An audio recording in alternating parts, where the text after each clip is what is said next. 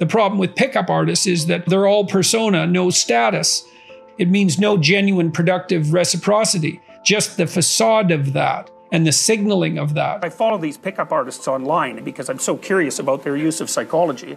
And all they ever do is come up with, it's like a whole horde of men talking about how to deceive and manipulate women. So what they're doing is teaching their followers instrumental language. They have a goal in mind, which is their goal, and they know that what the goal is, and they know that the goal is right insofar as they're pursuing the goal, and then they're willing to say anything to obtain that goal. I think that's the instrumental use of language. What do you do if you're not using instrumental language? You try to communicate about the situation and your response to the situation, whatever it is, as clearly and accurately and articulately as you possibly can, all the time, and see what happens. That's a whole different thing.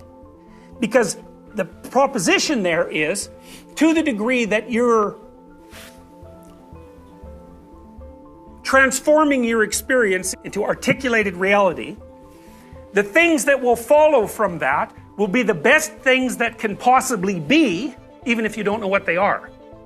So there's an openness in that approach. I'm going to conduct my relationship with person X in the most truthful possible manner, and I'm going to see what happens. If you're an intimate partner with someone and you see them doing something stupid repeatedly that is going to lead them into a pit in a month or 2 months or a year or 5 years, you don't get to say, I'm not going to fight with you just because that'll be trouble, because sooner or later they're going to fall in a pit and that's going to be trouble too. So you're not doing them any damn favors, you're just forestalling the catastrophe into the future. It's not helpful. Where instead you could say, here's how it looks to me, and this is, how it looks to me like this is where this is going, and you probably don't want to go there, and even if you do, I'm not going to aid and abet it. And then they're going to get all upset and they're going to tell you that you're interfering and that you're mean and that you're cruel and that you can only see the bad in things. And if you withstand all that, then they're going to get really angry and stomp out. And if you can withstand that, then they're going to cry and tell you that they never want to talk to you again. And then they'll go home and think about it, and a week later they'll come back and say, I never want to see you again, probably. Or they'll say, geez, I thought about that and what you said made sense and I'm going to try to do something about it. But you have to decide to begin with whether or not you're willing to risk the consequences of the truth.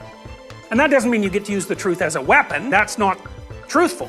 You took a little fragment of what could be interpreted to be the truth and you turned it into a bat, and then you hit me with the bat, and then you defended yourself by a false argument that's claiming that when you use the truth in a local manner like that, you're actually moral.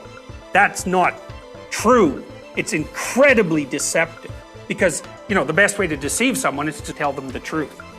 And then you can really get the person then, because not only are you innocent because you told the truth, they're even more guilty because they're too weak to handle the truth. So man, you can really wallop someone with that.